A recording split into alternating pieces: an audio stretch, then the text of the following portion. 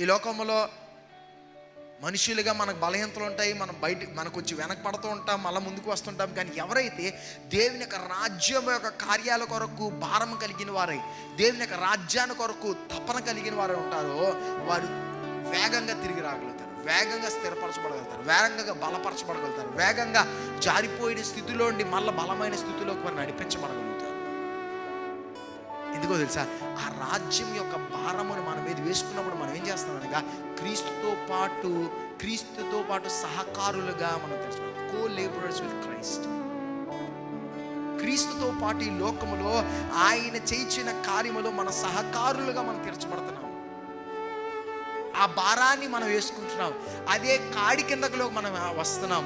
ఆయనతో పాటు నడిచిన వారే, ఆయనతో పాటు మనము సహవాసం కలిగిన వారే, ఆ మొదటి ప్రేమలో నుండి దూరంగా వెళ్ళిపోకుండా